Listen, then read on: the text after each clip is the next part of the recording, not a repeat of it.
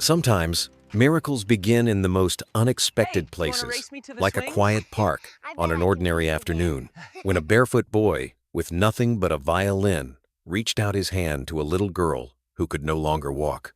What happened next would change not only her life, but the heart of a father who had forgotten how to believe. And before we go any further, let me wish you peace and good health. Tell me from which country and at what time are you watching this story? Good evening, friends. Let me tell you about a man who built towers that touched the sky but could no longer look anyone in the eye. His name was Grant Holloway, an architect from Colorado Springs, a man known for shaping steel and glass into beauty, yet unable to rebuild the world inside his own home. Morning sunlight filtered weakly through the tall windows of his cabin in the woods. Outside, snow blanketed the pines, in a silence so deep it felt sacred. The coffee machine hummed, breaking the stillness. Grant poured a cup, black and bitter, then stood by the window, watching flakes drift down like fragments of time. He hadn't spoken much in months. Words felt unnecessary when there was no one to listen. Behind him, the quiet sound of a wheelchair moved across the hardwood floor. Sophie, his 11-year-old daughter, sat by the fireplace, sketching with trembling hands. Her long hair hung loose, her face pale under the soft winter light. Once, she had been full of laughter, a little dancer who used to spin in the living room while her mother played the piano. Now, her legs lay still beneath a blanket. Grant turned slightly. "Need anything, sweetheart?" She shook her head without looking up. The logs cracked, sparks flying, the sound filling the room like a fragile heartbeat. He set down his cup. "Therapy's at 2. Dr. Hale said you should try the new exercises." No answer. Just the scratch of pencil on paper. He wanted to insist, but stopped himself. It had been almost a year since the accident, and every word between them felt like walking on thin ice. He glanced at the photo on the mantel, his wife, her smile alive even in print, arms wrapped around Sophie at a Christmas fair. Snow lights glowed behind them. The picture was taken the night before the crash. Grant's throat tightened. He looked away, pretending to check his phone. A voicemail from the therapy center blinked on the screen, reminding him of another missed appointment. He deleted it. By noon, he drove into town. The roads were nearly empty, the mountains rising like white ghosts in the distance. He parked in front of Maple Diner, the same place he had been coming to every morning since the accident. The waitress, Martha Green, waved from behind the counter. "Morning, Grant," she called out, pouring coffee before he sat down. "The usual." He nodded. "Thanks." She smiled kindly, sliding a plate toward him. "You tip well, but you never smile, you know that?" He gave a faint chuckle, more of a breath than a laugh. "Guess I forgot how." "Well," she said, topping off his cup. "Coffee helps folks remember." The bell over the door jingled as a few locals came in, shaking snow from their coats. Grant ate quietly, half listening to the chatter about road closures and the upcoming Winter Lights parade. It used to be Sophie's favorite time of year. She would beg him to take her downtown to see the fireworks over Acacia Park. Now, the thought of lights and crowds felt impossible. When he finished, he left a $10 tip and nodded goodbye. Martha called after him. "See you tomorrow. Han, try to stay warm." He stepped outside, pulling his coat tight. The cold bit at his cheeks, but it was the kind of pain that reminded him he was still here. He started the engine of his old Ford pickup, the heater blowing faintly warm air. On the drive home, the snow thickened, soft and relentless. The world blurred into white. Back at the cabin, Sophie was by the window, sketching again. Grant watched her silently, her eyes distant, fixed on something beyond the trees. He followed her gaze, but saw only snow and sky. "You okay, Pumpkin?" he asked. She nodded without turning. "I heard something last night," she murmured. "Music. Like a violin." "Oh." Grant frowned. "Out here?" She smiled faintly. "Maybe it was in my dream." He didn't answer. The idea of music near their house in all this silence felt impossible. Still, the thought lingered as he walked to the kitchen. He poured another cup of coffee, steam curling up like breath in the cold air. Outside, the snow kept falling, thick and endless. Grant stared through the window again, lost in the white emptiness, wondering if the world had forgotten them or if they had forgotten how to reach for it. That evening, as the light faded behind the pines, The cabin grew quiet again. Only the ticking clock and the whisper of wind filled the room. Grant sat by the fire, reading without seeing the words. Then, faintly, so faintly he thought he imagined it came a sound, a soft melody drifting through the cold, thin air. It was a violin. Grant rose from his chair, listening. The notes floated through the night like falling snow, soft, trembling, alive. He stepped closer to the window. Beyond the frosted glass, he saw nothing but darkness and the faint shimmer of white drifting between the trees. The melody grew clearer, tender yet lonely, a child's hands coaxing warmth out of cold strings. He opened the door. The cold hit him sharply, and his breath came out in clouds. For a moment, he just stood there, letting the wind sting his face. The music was real. It came from the woods. Somewhere out there, someone was playing under the open sky. He followed the sound a few steps down the porch, snow crunching under his boots. The violin played on a tune he didn't recognize, but somehow felt familiar, as if from another lifetime. Then, just as suddenly as it began, it stopped. Silence settled again, vast and endless. Grant stood there for a long time, staring into the dark, waiting for the next note that never came. When he finally turned back inside, Sophie was awake, watching him. "Was it real?" she asked softly. He hesitated. "I think so." Her eyes glowed faintly with something he hadn't seen in months' curiosity. "Do you think they'll come back?" "I don't know," he said, trying to sound casual. Maybe it was just the wind. But he knew it wasn't. There had been rhythm, purpose, someone's heart beating through those strings. Later that night, long after Sophie had fallen asleep, Grant sat by the window again, the fire dying behind him. He thought about the boy or girl out there in the snow, playing for no one. It reminded him of his wife, how she used to say music could heal things, words never could. He had smiled then, not believing. Now, he wasn't so sure. He imagined a small figure standing alone under the street lamp at the edge of town, violin tucked under their chin, playing to the wind because it was the only thing that still listened. There was a time when he had admired people like that, dreamers who played for hope, not applause. The clock struck 10. He took a deep breath, closed the curtains, and turned off the lights. The house fell into darkness once more, save for the faint orange glow from the fireplace. Outside, snow kept falling slow, endless, patient. Grant sat for a while in that stillness, the image of the mysterious musician lingering in his mind.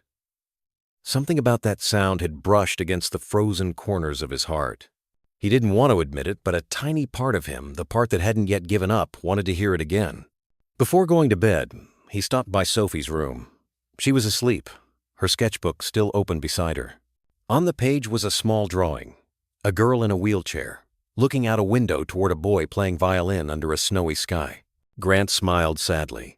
He brushed her hair away from her face and whispered, "Good night, sweetheart." Then, as he turned off the lamp, he glanced once more through the frosted window. The night was quiet again, the world wrapped in silver and white. But deep in the forest, somewhere beyond the reach of his sight, a single note stirred faint, uncertain, yet alive, carried by the wind straight toward the Holloway house. That evening, distant violin music drifted through the cold, soft, haunting, almost calling his daughter's name. The morning broke pale and silver, sunlight slipping softly over the snow-draped roofs of Colorado Springs. Grant Holloway gripped the steering wheel as his pickup hummed along the quiet road toward town. The wipers brushed rhythmically against the windshield, clearing away a thin veil of frost. His daughter, Sophie, sat beside him, bundled in a blue winter coat, her sketchbook balanced carefully on her lap. She hadn't said much yet, but there was a spark in her eyes that he hadn't seen in months. Grant glanced sideways at her, wondering if maybe, just maybe, the silence between them had begun to thaw. "Where to first?" she asked suddenly, her voice small but bright. "Hardware store," Grant said. "Then lunch at Maple Diner. Sound good?"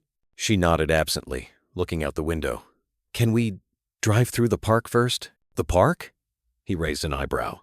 "It's freezing out there. I just want to see it," she said. "Please." Something about her tone, gentle but certain, made him turn the wheel without another word. When they reached Acacia Park, the world felt alive again despite the cold. Strings of colored bulbs dangled from bare trees, their reflections glittering across patches of untouched snow. Vendors were already setting up for the upcoming Winter Lights Parade, and the scent of cinnamon and roasted nuts hung in the air. Grant parked near the fountain, cut the engine, and helped Sophie down. Her breath rose in little clouds as he wheeled her along the cobblestone path. Children ran past, their laughter rising like bells in the cold air. Then, through all the chatter and winter noise, a sound drifted toward them, faint, gentle, unmistakable. A violin. At first, Grant thought it was a recording from one of the booths. But no, it was real. Alive. The music floated across the park like something born of the snow itself, sweet and aching at once. He turned and saw a boy, maybe 12 or 13, standing under a maple tree, playing as if the world around him didn't exist. His coat was thin, too small for his frame, and his shoes were scuffed. Yet his fingers danced gracefully over the strings, the bow moving with a rhythm that was both fragile and fierce. Sophie froze, her eyes wide. "Dad," she whispered, "that's the song I dreamed about." Grant blinked. "Dreamed about?" She nodded, tears beginning to shimmer in her lashes. "The same one I told you the music I heard that night." He didn't know what to say. The boy's song seemed to carry through every inch of the park, rising and falling, hopeful yet haunted. Grant felt it in his chest before he realized he was holding his breath.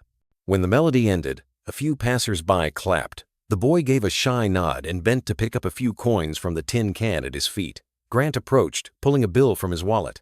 "Beautiful piece," he said quietly. The boy looked up. His eyes were bright, but soft eyes that had seen both struggle and wonder. "Thank you, sir. I just play what I feel." Sophie leaned forward. "What's your name?" "Caleb," he said with a small grin. "Caleb Ortiz. That song," Sophie began, her voice trembling. "It made me feel like I could move again." Caleb tilted his head, studying her. "Then maybe you can," he said simply. Grant looked down at him, caught off guard by the certainty in the boy's tone. "You wrote that?" Caleb nodded. "It's called Remembering Snow. My mom used to hum it when she was sick. She said the snow wasn't cold if you listened hard enough." Grant didn't know why, but that sentence pierced him like an arrow. He had spent a whole year shutting out the world, afraid that listening would hurt too much. Now a boy with a worn violin had reopened something inside him with a few simple notes. Sophie smiled for the first time in what felt like forever. "Can you play another one?" Caleb's grin widened. "Sure." He lifted his violin again, the bow gliding gently over the strings, and just like that, the world around them disappeared. The second song was livelier, warmer like sunlight skipping across ice.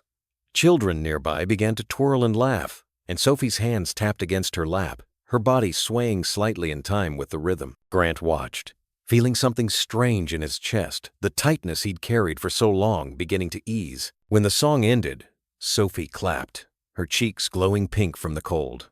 Caleb bowed awkwardly, smiling. "Guess I still remember how to make people smile," he said. Grant handed him another $5 bill. "You do more than that, son," Caleb shrugged.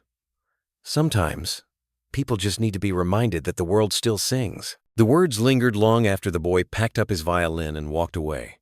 Grant stood there for a long moment, the snow drifting gently between them. Sophie's eyes followed Caleb until he disappeared behind the trees. On the drive home, Sophie was unusually quiet. Then she turned to him and said, "Dad, he's different.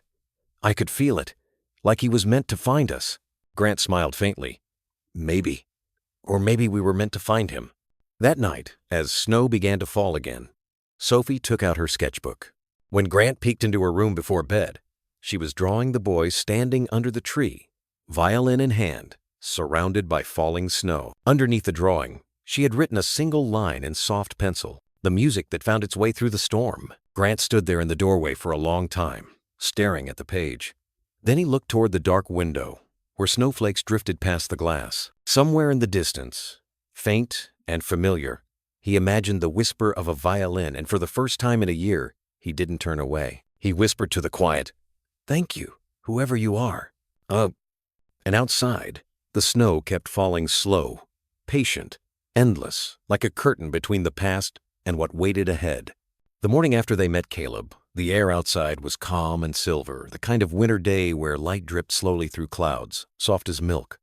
Grant Holloway stood by the window, sipping coffee, watching his daughter sketch. Sophie's pencil moved gently across the page, her small hand trembling slightly, but there was a glow in her face that hadn't been there in months. When he finally asked what she was drawing, she smiled. "Music," she said.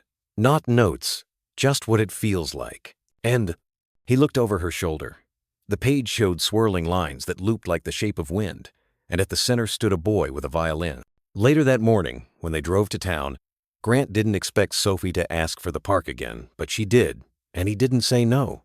Acacia Park shimmered under the late Sunday. Children chased each other around the fountain, their laughter puffing into white clouds. And there, just as before, stood Caleb, his coat still too thin, his violin tucked beneath his chin, his eyes full of quiet light. Sophie waved from her wheelchair.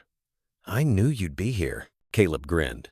"Music likes this spot. Maybe it likes you too." Grant lingered at a distance, pretending to check his phone, but his gaze kept drifting back.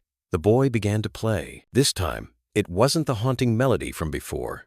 It was softer, lighter, the kind of tune that belonged to mornings and small miracles. The notes rose and spun through the air like snowflakes catching sunlight.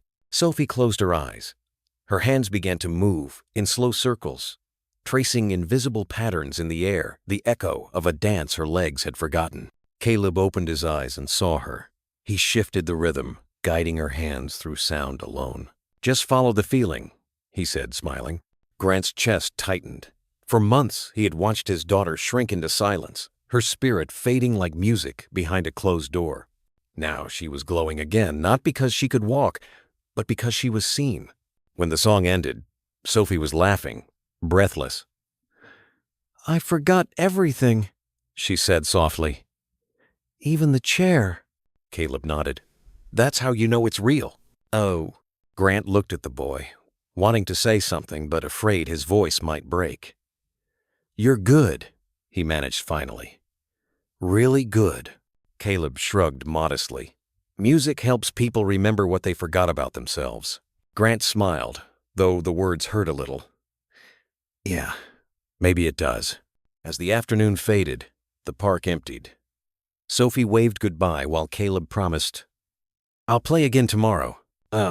Grant said nothing, but as they drove home, he found himself humming the melody under his breath, a tune that seemed to follow them all the way up the mountain road. That evening, the Holloway cabin felt warmer, not from the fire, but from something invisible, a pulse of life that had quietly returned. Sophie sat near the hearth, sketchbook open again, humming one of Caleb's songs.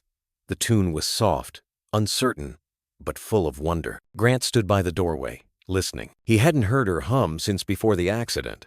The sound filled the house like sunlight through dusty windows. "You're getting pretty good at that," he said gently. Sophie grinned. "I'm just trying to remember the rhythm. Caleb says rhythm is like breathing. You don't think about it, you just do it." Grant chuckled. "Smart kid." "He is," she said, her tone more serious now. "He listens to people, not just with his ears, with his heart." Grant didn't answer. He looked toward the corner of the living room, where the piano stood under its old sheet, his wife's piano. He hadn't touched it in over a year. Later that night, after Sophie went to bed, he lifted the cover. Dust puffed into the air. The keys were yellowed, but when he pressed one, the note rang out thin but alive. Then another, and another. The sound was uneven, hesitant, but it filled the silence. He imagined his wife standing behind him, her hands gently over his. "Don't play for perfection," she used to say. "Play to remember." He smiled faintly. Maybe that was what Caleb was doing, reminding them how to remember. The next morning, Sophie left a folded note on the kitchen counter before schoolwork. Her handwriting was uneven, but full of feeling. "Dad, I think Caleb's music is fixing us." Grant held the note for a long time. Then he looked out the window, where snow was falling slow and steady, like the world breathing in time with a song only the heart could hear. He whispered into the stillness, "Maybe he's right." And for the first time, he didn't feel like the silence was winning anymore. Winter lingered in the mountains like a guest who didn't want to leave. Each morning, Grant Holloway woke to the faint creak of the pine trees and the slow hum of the heater struggling against the cold. But something had changed inside the Holloway cabin. The silence that once felt suffocating now carried traces of life, the soft shuffle of Sophie's chair across the floor, the faint echo of a piano key he dared to press each evening, and sometimes, from outside, the faraway thread of a violin cutting through the snow. Sophie had begun keeping time again, not by hours, but by songs. Every day she marked in her sketchbook the name of the piece Caleb played at the park. Sometimes she wrote small notes under the title like, "Today it sounded like sunrise," or "He smiled when he saw me." Grant read those words in secret, feeling both warmth and guilt. He hadn't believed in anything beyond survival for so long that hope now felt like a stranger at his table. Still, he couldn't deny it. Since the boy arrived, the house had begun to breathe again. Friday came wrapped in silver light. The Maple Diner was holding its weekly open mic night, a cozy ritual that had outlived generations. Martha had been begging Grant for months to stop by, and this time, Sophie convinced him. "Please, Dad," she said, tugging at his sleeve. "Caleb's going to play." Grant sighed, but couldn't help smiling. "You're not giving up, are you?" "Nope," she said. "Not on him and not on you either." "Ugh." The diner was already glowing when they arrived, candles flickering in mason jars, walls humming with conversation. The smell of apple pie mixed with the familiar hiss of coffee brewing. People waved when they saw Grant. He hadn't realized how many faces he'd avoided in the past year. When Caleb stepped onto the small wooden stage, the room fell quiet. He stood straight, violin tucked under his chin, eyes closed. The first notes floated out, slow and tender, like snowfall landing on warm hands. The sound wrapped around the room, and for a moment, time itself seemed to hold its breath. Grant felt it too, something stirring in the air. Beside him, Sophie clutched his arm, her eyes wide and bright. The boy wasn't just playing. He was speaking, telling stories with strings instead of words. His music carried pieces of his mother, of loss, of hope, stitched together by courage. When the song ended, the diner erupted in applause. Caleb's cheeks flushed, and he bowed awkwardly. Martha shouted, "That boy's got soul," as she wiped at her eyes with her apron. Sophie looked at her father. "See? It's like he brings light wherever he goes." Grant wanted to agree, but something inside him resisted. Light was fleeting, he thought, and people left. They always did. After the show, Caleb walked over, still holding his violin. "Mr. Holloway," he said, his tone humble but sure. "Thank you for coming." "You've got a gift, son," Grant said quietly. "Your mother must be proud." Caleb nodded. "She always told me to play for people who forgot how to feel." Grant blinked. "And do you think I'm one of them?" Caleb's eyes softened. "No, sir. I think you're someone who remembers too much."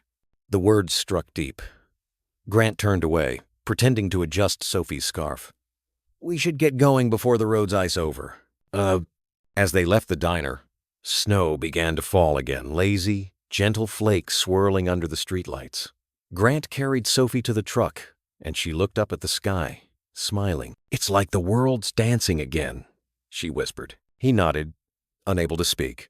And for the first time, he didn't fight the feeling that maybe, just maybe, she was right. The next morning, the cabin was filled with the smell of pancakes and coffee. Martha had sent a basket home with them after the performance, insisting that a miracle deserves breakfast. Sophie sat at the table, humming as she drew a new picture Caleb on stage, surrounded by tiny, glowing stars. Grant poured syrup over her plate and asked, "So, what's today's plan?" She grinned. "We're going back to the park. Caleb said he's teaching me something new." Grant frowned. "Teaching you?" Sophie nodded. "He said music isn't about standing or sitting. It's about feeling. He's going to help me dance again, even if it's just with my hands." Those words lingered all day. When they reached Acacia Park, the snow sparkled under a thin Sunday. Caleb was already there, tuning his violin, his breath misting in the air. "You came," he said, smiling. Sophie laughed. "You think I'd miss my first lesson?" He began to play, slow and steady, and Sophie moved her arms in rhythm, small, precise gestures that mirrored the melody. Grant watched from a nearby bench, feeling something inside him crack open like ice under thawing water. Halfway through the song, Dr. Hale appeared, his boots crunching in the snow. He had been Sophie's physician since the accident, a kind man but a realist to the core. "Grant," he called out, "I didn't expect to find you here." Grant nodded.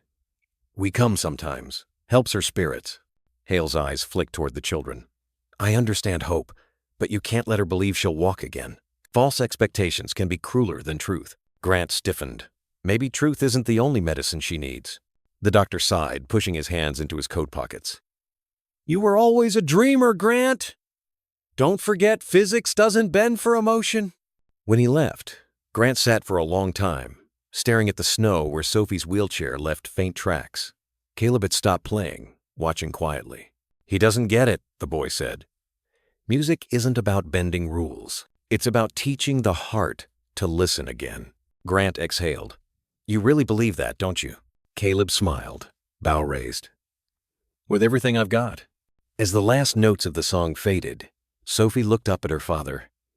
Dad, maybe the doctor's right about legs, but he's wrong about hope. Hope can walk anywhere. Her words silenced him. For the rest of the day, Grant didn't speak much, but something in his face had changed. That night, when Sophie was asleep, he took out his wife's old journal from the drawer. On one of the final pages, written in her looping script, were the words, When I'm gone, let music raise her, not medicine. Grant closed the journal, tears slipping quietly down his face. Outside, the snow had stopped. The sky was black and wide, the stars sharp as glass, and somewhere far off, drifting through the still air, came a violin soft, steady, alive like a promise kept. By late February, winter began to shift its weight. The snow no longer fell in quiet flakes. It came heavy and restless, drumming against the cabin windows like a memory that refused to stay buried. Grant Holloway stood by the window, a mug of coffee cooling in his hands, watching the storm rise over the mountains. The trees bent under the wind, groaning in protest. Behind him, Sophie's laughter drifted from the living room. Caleb was there again, visiting more often now. His violin tucked under his arm, his cheeks flushed from the cold. He had become part of the Holloway rhythm, slipping in after school to play or help Sophie with her stretches. The cabin, once hollow, had begun to fill again with music, with conversation, with the simple sounds of life returning. Careful with that bow, Sophie teased as Caleb tightened the strings. You nearly took my ear off yesterday. He laughed. That's because you keep trying to direct the tempo like a maestro. Well, someone has to keep you in line, she said, grinning. Grant smiled faintly from the doorway. There was something healing in their banter, something ordinary, yet extraordinary after all the silence. But under that warmth, a storm brewed, not the one outside, but the one inside Grant himself. The more he saw Caleb, the more questions he carried. The boy's mannerisms, his phrasing, even the way he tilted his head when he listened, they stirred an echo of someone he once knew. That evening, when the storm began to howl, Caleb offered to stay until the roads cleared. Grant hesitated, then nodded. You can sleep on the couch, he said gruffly, but you'll regret it when you wake up with no back. Caleb grinned. I've had worse. They lit a fire, and the room filled with a soft orange glow. The storm clawed at the windows, but inside, there was warmth, laughter, the creak of the firewood, the smell of cocoa. Grant couldn't remember the last time his home had felt like this. After dinner, Sophie fell asleep by the fire, her head resting on a blanket. Caleb sat quietly, gazing into the flames. Mr. Holloway, he said after a moment, can I ask something? Grant nodded. Why do you live so far from town? It's beautiful here, but it feels lonely. Grant stared into the fire. It used to be full, he said softly. My wife loved these mountains. She said the silence here made her music sound closer to heaven. When she passed, I thought staying would help me hold on to her. Turns out, silence can also bury the living. Caleb nodded slowly, understanding more than a child should. My mom used to say the same thing, he whispered. She said silence can either break you or teach you to listen. Grant turned sharply. Your mother? She played music too? Caleb smiled faintly. Piano. Just like yours did, right?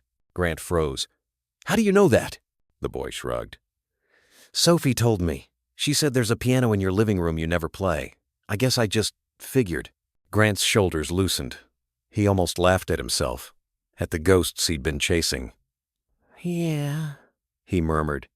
She loved that piano more than anything. They sat in silence for a while, listening to the storm outside. Then Caleb said quietly, Do you ever feel like people come back, somehow? Not the way movies say, but through little things. A song, a word, A moment that feels too familiar to be chance. Grant looked at him long and hard.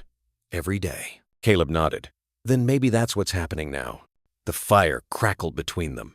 Grant wanted to ask more what he meant, what he believed, but something about the boy's calmness made him hold his tongue. Outside, the storm grew louder. The cabin trembled under the weight of wind and snow. "Looks like you're staying the night," Grant said finally. Caleb smiled.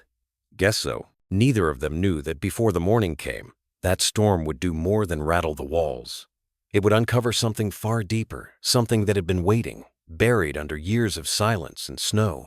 The power went out just after midnight. The room plunged into darkness except for the flicker of the fireplace. Grant found an old lantern and set it on the table, the light trembling like a heartbeat. Sophie stirred awake, blinking. "Is it morning?" "Not yet, sweetheart," he said. "Just a power cut. Go back to sleep." But she was too awake now, curiosity gleaming in her eyes. Caleb got up and pulled a small flashlight from his backpack. "I'll check the porch," he said.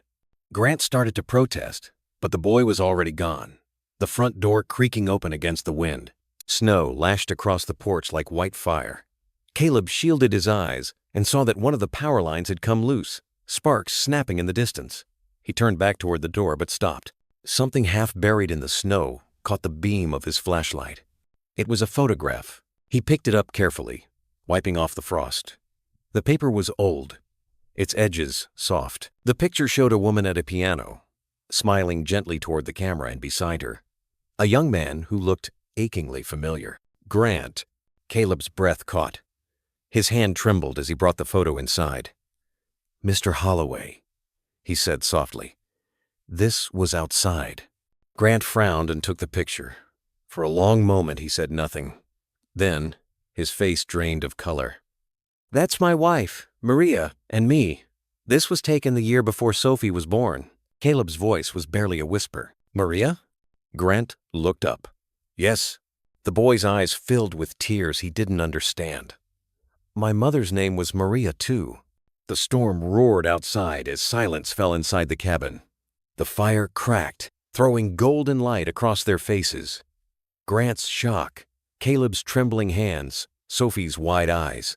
Grant's mind spun. "Where did your mother live, Caleb?" "South of town," he said. "Near the river.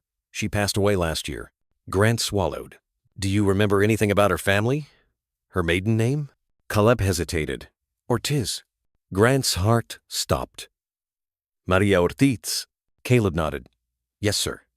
Grant staggered back, gripping the edge of the table. The photo slipped from his fingers. "That's not possible." "Why?" Sophie asked, her voice shaking. He stared at Caleb. "Because Maria Ortiz was my wife's sister." For a moment, no one moved. The storm howled against the windows, rattling the glass like 1,000 memories trying to break through. Sophie whispered, "Then that means—" Grant turned slowly toward the boy, the truth crashing over him like thunder. "You're my nephew!" Caleb blinked, stunned. He didn't know. Grant's voice broke. "Neither did I." The boy looked down at the photo, still trembling in his hands. "She used to play this song," he whispered.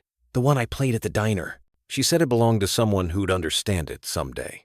Grant couldn't hold back the tears. He crossed the room and pulled the boy into his arms. "She was right," he said, his voice cracking. "She was talking about me." Sophie cried softly beside them, her small hands covering her mouth. Outside, the storm began to quiet, the wind falling to a whisper. Grant looked out the window, his arms still around the boy. Snowflakes drifted softly, again gentle, forgiving. "Looks like the storm's passing," he said quietly. Caleb nodded, his voice trembling. "Yeah, maybe it's finally time for the light." The next morning dawned quietly, as if the storm had carried away every sound but the breath of the mountains. The sky was pale and washed with light. Snow lay thick across the pines, unbroken, untouched. Inside the Holloway cabin, everything felt still, too still. Grant Holloway sat at the kitchen table, his hands folded around a mug that had long gone cold. Across from him, Caleb sat with his violin resting on his lap, eyes fixed on the photo they had found the night before, the picture of two sisters, now joined again by the cruel mercy of fate. Sophie sat between them, her small hand resting gently on the table, her gaze moving from her father to Caleb and back. No one spoke for a long time. Finally, Grant said quietly, "Your mother, she was younger than my Maria by 2 years. I didn't know she stayed in town. We lost touch after the wedding." Caleb nodded slowly. "She never talked about her past much. She always said some stories were too heavy for a child to carry." He paused, his voice trembling. "But she used to hum that song all the time, the one I played at the diner. She called it the Holloway Lullaby." Grant looked up, stunned. "That was our song. Maria wrote it the night before Sophie was born." The boy's eyes glistened. "Then she must have been remembering you." For a moment, Grant couldn't breathe. All those years he'd thought grief was a wall. Now it felt more like a bridge, leading him somewhere he wasn't ready to go. "She never told me," he whispered. "She never said she had a child." Caleb smiled faintly. "She probably thought you were gone for good. She always said life was a long winter, and some people just freeze in place." Grant pressed his fingers to his eyes. He had no words, only 1,000 regrets crowding in all at once. Sophie's voice broke through the silence. "Then we're family," she said softly. "We've been family all along, and we didn't even know it." Caleb turned toward her. "I guess that makes us cousins." Sophie grinned through tears. "Cousins who dance without music." That drew a small laugh from all three, fragile but real. Later that afternoon, Grant went to the old cabinet in the living room. He pulled out a wooden box, small and worn, with a delicate silver ballerina on top. He hadn't opened it since the funeral. When he wound the key, a soft melody filled the room, the same tune Caleb had played in the park weeks ago. Caleb's head jerked up. "That's it," he whispered. Grant nodded. "She must have taught it to your mother." The melody was thin, its notes slightly warped from time, but it carried more warmth than any fire.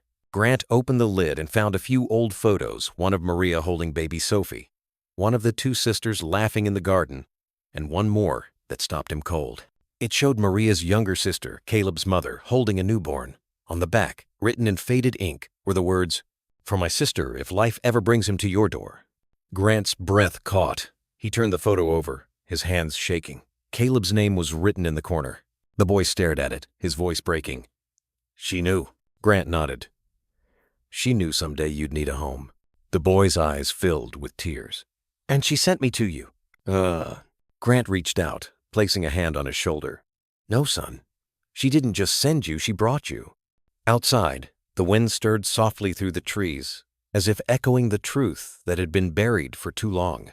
For the rest of that day, they sat by the fire, the photo on the mantel, the music box between them, the melody looping over and over like a heartbeat. Sophie drew quietly, sketching the three of them together beneath a single roof. Grant didn't stop her.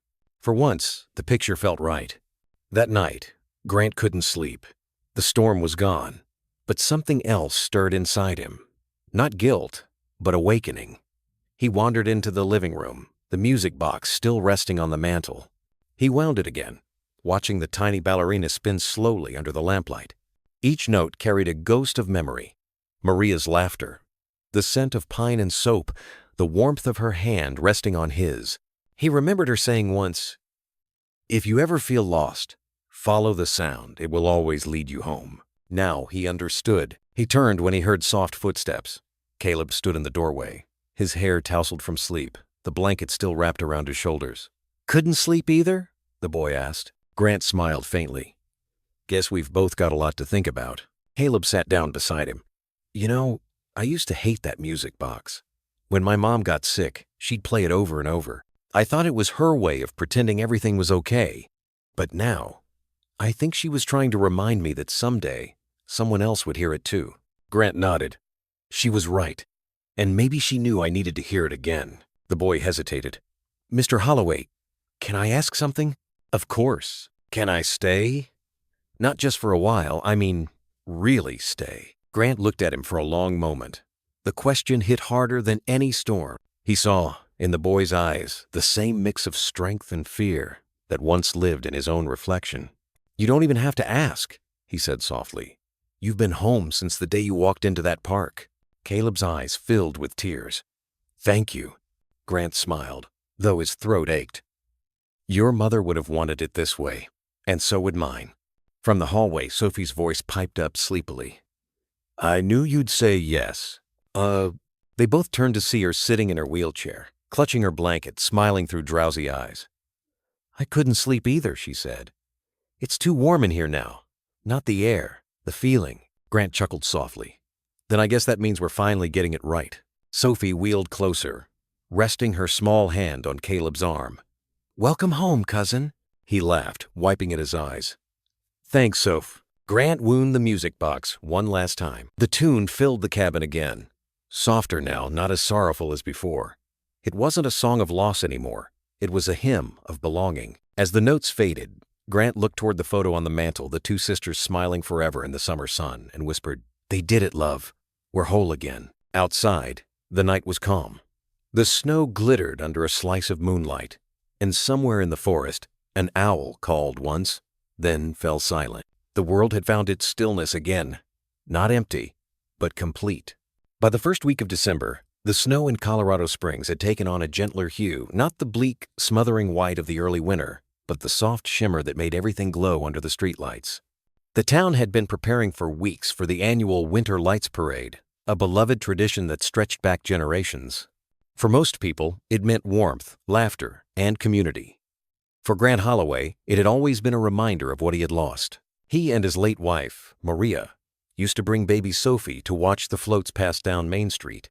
Back then, he'd lift his daughter onto his shoulders, her mittened hands clutching his head as she squealed at the marching band and blinking lights.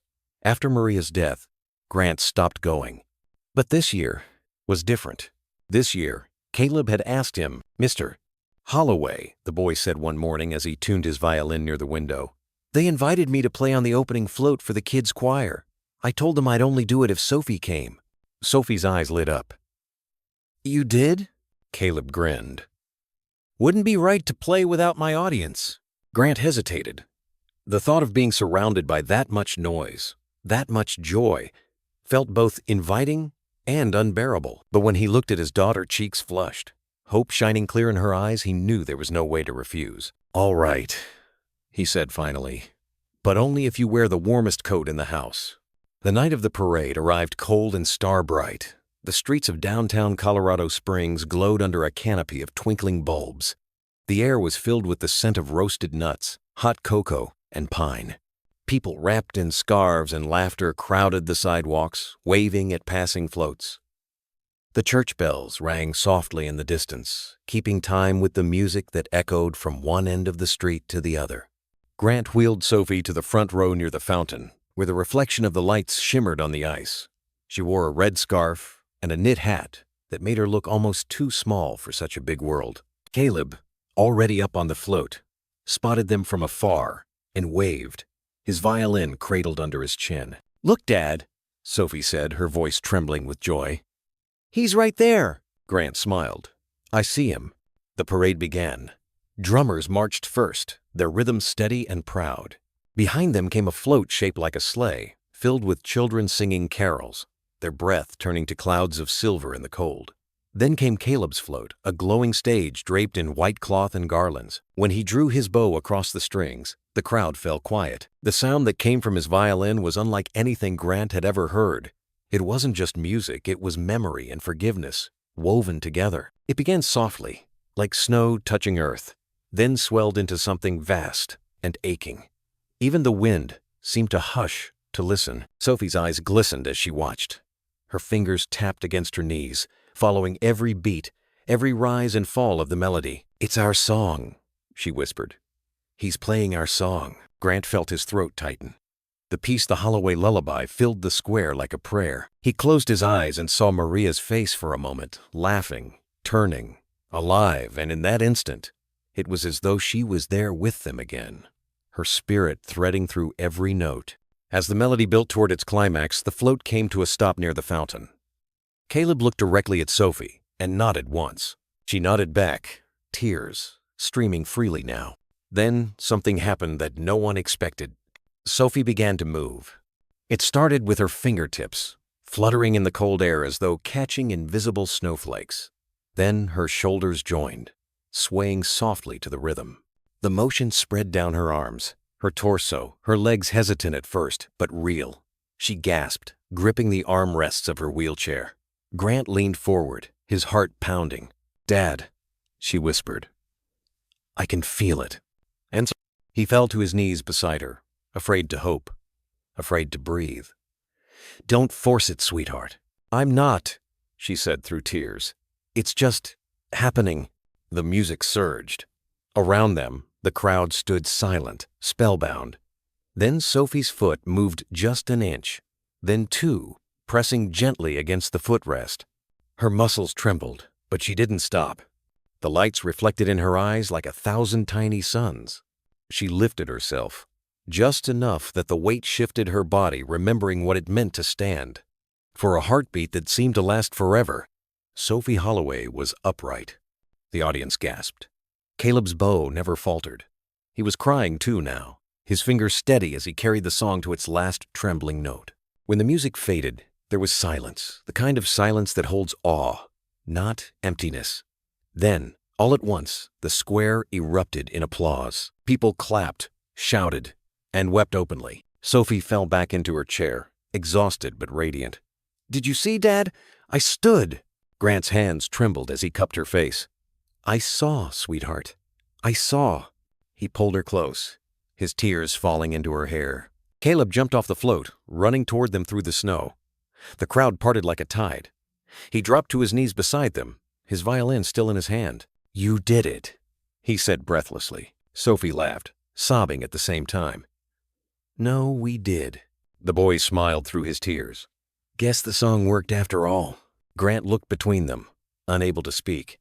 Then he wrapped an arm around each of them and whispered, "You two are my miracle." Above them, the lights of the parade shimmered brighter than ever. Snow began to fall again, gentle and golden under the lamps, like heaven's way of applauding too. By the first week of December, the snow in Colorado Springs had taken on a gentler hue, not the bleak, smothering white of the early winter, but the soft shimmer that made everything glow under the streetlights. The town had been preparing for weeks for the annual Winter Lights Parade, a beloved tradition that stretched back generations. For most people, it meant warmth, laughter, and community. For Grant Holloway, it had always been a reminder of what he had lost. He and his late wife, Maria, used to bring baby Sophie to watch the floats pass down Main Street.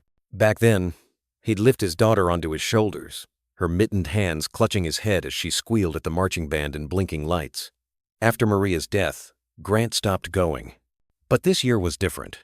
This year, Caleb had asked him, "Mr. Holloway," the boy said one morning as he tuned his violin near the window.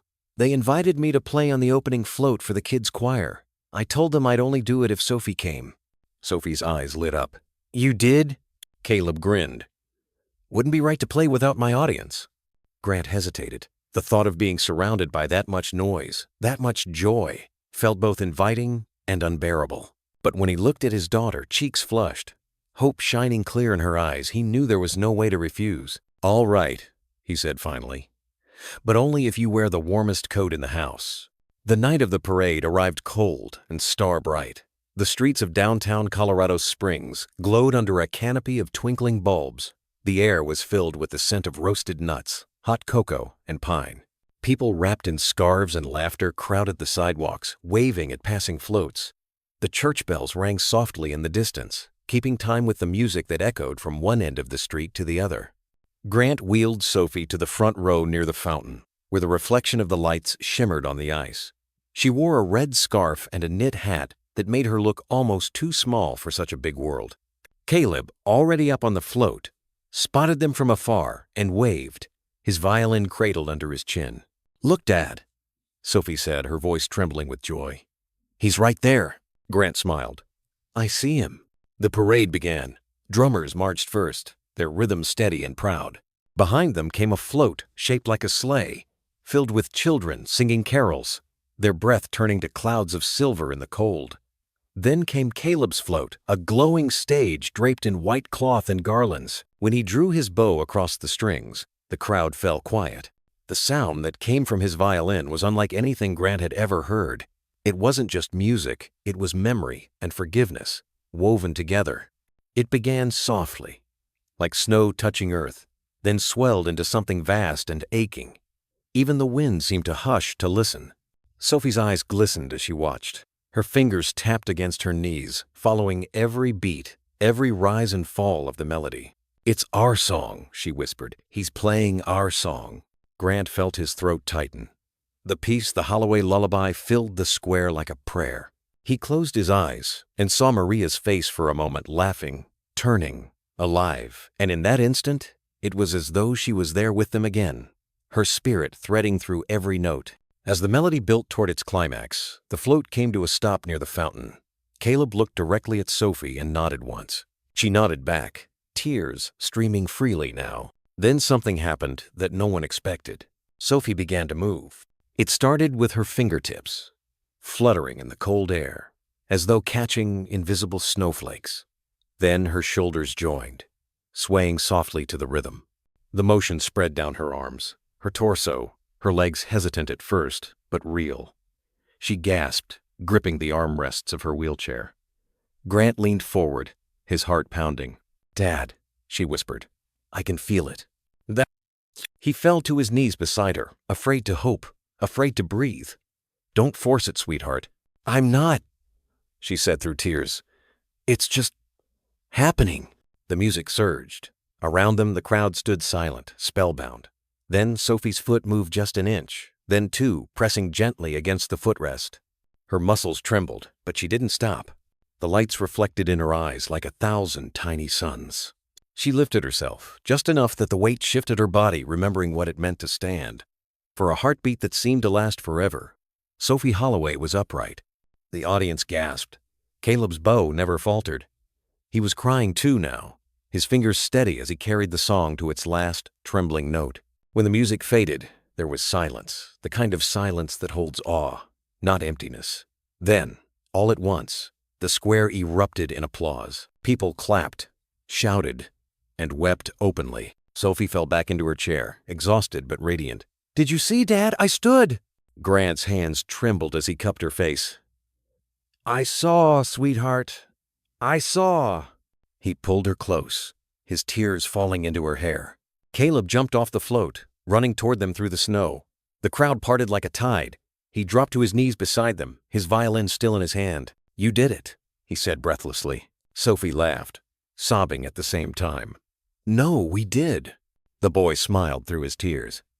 "Guess the song worked after all." Grant looked between them, unable to speak. Then he wrapped an arm around each of them and whispered, "You two are my miracle." Above them, the lights of the parade shimmered brighter than ever. Snow began to fall again, gentle and golden under the lamps, like heaven's way of applauding too. Spring arrived in the Rockies, the way a song fades into silence slowly, sweetly, almost without notice. The snow that had once buried the town began to melt into narrow streams that danced along the roadside. The mountain air smelled of pine and new beginnings. It had been 3 months since the Winter Lights parade, 3 months since Sophie had taken her first trembling step, since the crowd had held its breath in wonder, and since Grant Holloway had finally allowed himself to believe in miracles again. Now, on this bright April morning, he stood before a modest brick building in the heart of Colorado Springs. The words etched above the door caught the sunlight. The Holloway Center for Healing Arts. The name still made his throat tighten. This was not another project to add to his long career in construction. It was something built from the ashes of love and loss, a place where broken hearts and tired souls could begin again.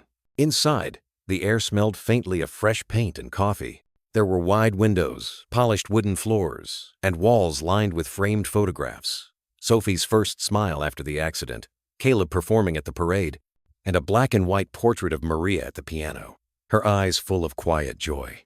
Martha was already there, fussing over a tray of pastries. "I told you, Grant, this place needs more flowers," she said, waving a dish towel like a flag. "Healing starts with color." Grant chuckled. "You've been saying that for 20 years, Martha. And I've been right for 20 years, she shot back. He smiled. But when he looked around, his eyes softened. Volunteers were setting up chairs for the opening ceremony. Children played in the corner with paintbrushes. An elderly man tested a new prosthetic leg with trembling determination. The center wasn't just a building, it was life in motion. At the far end of the hall, Sophie sat beside Caleb, helping him tune his violin. Her legs were still fragile, but she could walk short distances now with braces and determination that stunned even Dr. Hale. "Careful," Caleb teased. "You're tightening that string too much." "I'm your assistant," Sophie replied, grinning. "You hired me, remember? I also reserve the right to fire you," he said, laughing. Grant watched them quietly. They had grown inseparable, like two melodies that had finally found the same rhythm. Sophie's laughter carried across the hall, light and steady. When it was time for the ceremony, people gathered around a small wooden stage. Grant stood with a microphone in hand, his voice trembling slightly as he began. "I've spent most of my life building things that touch the sky," he said. "But it took losing everything to learn how to build something that touches the heart." The room fell still. He took a breath and continued. "This center isn't about medicine or miracles. It's about connection, about the people who walk beside us when life becomes too heavy to carry alone. It's about music, kindness, and second chances." And he looked toward Sophie and Caleb. "Some of you know my daughter, and the young man beside her. They taught me that healing isn't found in silence, it's found in sound, in laughter, in love that refuses to quit. And today, we open these doors in their name, and in the memory of two women who showed us the way, Maria Holloway and Maria Ortiz." Martha sniffed loudly into a napkin. "Lord help me. You always make people cry," she muttered. The crowd laughed softly, but many eyes glistened. Grant smiled. "Now, before I talk too much, I'd like to hand this over to Caleb. He has a song for us." The boy stepped forward, his violin cradled close. Sophie sat at the small upright piano beside him. They exchanged a glance, the kind that said everything words couldn't, and began to play. The melody was familiar, yet new. The Holloway Lullaby, reborn in a brighter key. It drifted through the open windows, over the street, out into the spring air. People passing by stopped to listen. Even the birds seemed to pause. Grant stood by the doorway, sunlight spilling across his face. He closed his eyes and let the music carry him through loss, through forgiveness, through everything that had brought him here. And for the first time, he didn't feel haunted by the past. He felt accompanied. When the last note faded, the audience rose to their feet. Applause filled the hall, echoing through the rafters like thunder. Caleb bowed awkwardly, cheeks flushed, while Sophie stood slowly, balancing with one hand on the piano. The crowd gasped softly, not because she stood, but because she glowed. Grant stepped forward, tears in his eyes. He didn't speak. He simply wrapped his daughter and nephew in his arms as the applause went on. Later, after the guests left and the evening sun dipped behind the mountains, the three of them stayed behind. The center was quiet now, the air golden with dusk. Caleb leaned his violin against the wall, and Sophie wheeled herself toward the window. "Dad," she said softly, "it feels different now." "What does?" "Life," she whispered. "It doesn't hurt anymore. It just hums." Grant smiled, resting a hand on her shoulder. "That's how you know you're in tune again." She laughed gently. "Mom would have loved this place." "I know," he said. "She built it in her way." Caleb looked out at the fading light. "You think they can hear us? The Mariahs?" Grant nodded slowly. "If music travels as far as I think it does, they've been listening all along." They sat together in silence, watching the sky turn violet, then navy. The first stars began to appear, small, steady lights that seemed to hang there just for them. Grant whispered, "You know, I used to think hope was something you found by accident. But I think it's something you build day by day, note by note." Sophie squeezed his hand. "Like this place. Exactly like this place." Outside, the street lamps flickered on, and laughter drifted from the diner across the road. Caleb opened his violin case and played one last tune, soft, simple, like a heartbeat, winding down after a long day.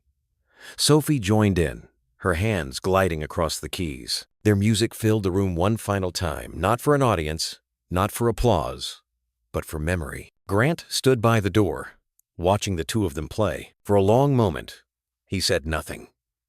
Then he whispered to himself, "This is what peace sounds like." He turned off the lights as they finished, leaving only the glow of the lamps outside. Together, they stepped into the evening, closing the door gently behind them. The sign above the door caught the last of the sunlight, the letters shining softly, the Holloway Center for Healing Arts. And from somewhere beyond the mountains, the faint echo of a violin answered, carried by the wind, a song of love that would never fade. There's something about spring mornings in Colorado, the way light spills through the windows, quiet and golden, after months of snow and silence. If you listen closely, you can almost hear the echo of the violin that once played through a blizzard, guiding a lost boy home and helping a broken family remember how to feel again. Grant, Sophie, and young Caleb didn't set out to find miracles. They simply followed small acts of kindness, one after another, until the world around them changed. In the end, what healed them wasn't medicine or time, it was love in its simplest form. A shared song, a helping hand, the courage to open a door on a cold night.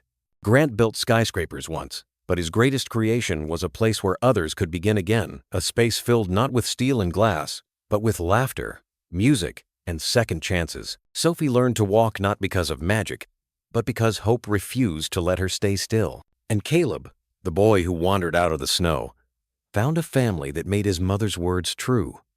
Love always finds its way home. You see, forgiveness doesn't erase the past, it redeems it. Like the soft light through a kitchen window at dinner time, love turns even the hardest memories into something gentle, something that still warms the room.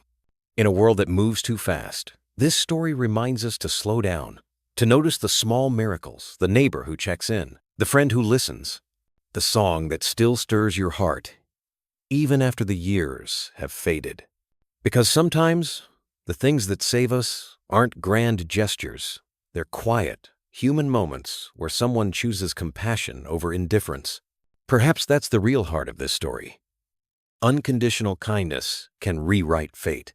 Everyone deserves love and a place to belong. Happiness comes not from wealth or success, but from the simple act of showing up for someone else, just as Grant showed up for Caleb in the storm, and as Sophie showed up for hope itself.